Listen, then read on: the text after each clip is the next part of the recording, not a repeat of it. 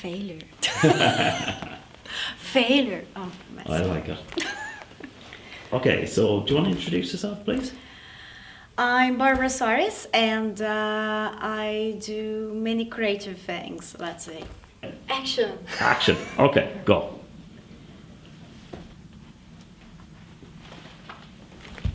Yay. And the word failure, what does that mean to you? What does it make you feel?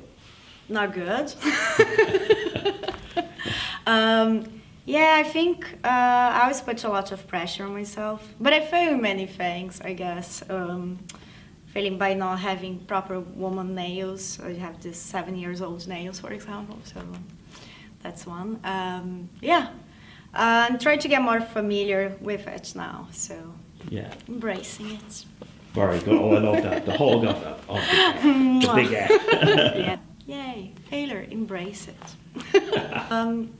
I've been doing gymnastics since I was 6 years old, and one of the things that we fail sometimes by doing gymnastics is you throw a hoop or a ball, and then you do a cartwheel or something and you catch. So sometimes that goes wrong.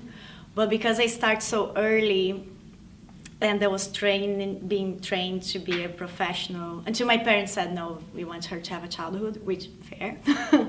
But yeah, even when I was a child, I would put a lot of pressure on myself when I would fail these things. You know, you have an audience or a competition, and then you failed by catching the ball or something in time. So that would be tough. But I always had, yeah, trying to be the best at school, things like that, you know, winning medals as the best student. So failure, I think, something I never coped really well. But by saying that, so I got cast as an actress. That's something I do. I act. Action. I was actually very happy that I got cast for this music video. And I was doing an improv gig in town that night, so I told my improv mates, oh yeah, I'm acting this thing and I'll be doing gymnastics, so I'm very excited.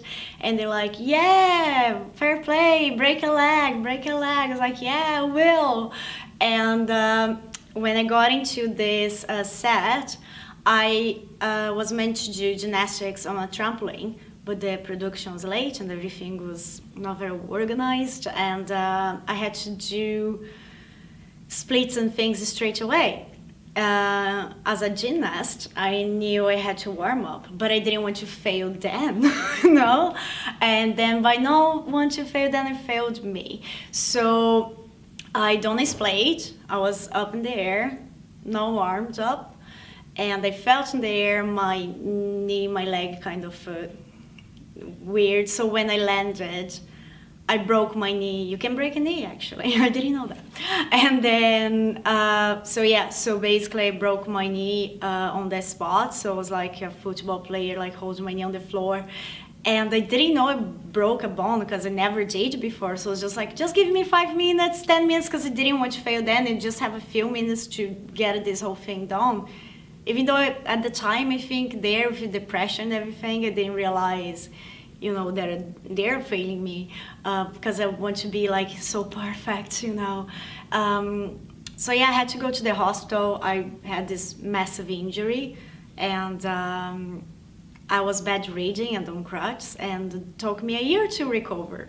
So yeah, I was limping as well, so my friends always make fun of me at the time, limping all the time. And when I finally recovered, I went home to see my family, and I was like, 2020 is gonna be my year, you know, because 2018 was the first year I took for just act, you know, and do my own thing. And it turns out the pandemic came, so I think I had to learn the hard way, you know, that sometimes you just need to do other things, I guess. But that time I took to write and improve myself in other fields, which I'm trying to go for right now. So yeah, I think you always learn something from failure, basically. We just need to see whatever is bright in that, you know. Sometimes it's very hard to, but yeah, I think the year bedridden, limping, at least taught me to things that I'm doing right now, is like writing, directing my own shorts, for example. So yeah, yay, failure, embrace it.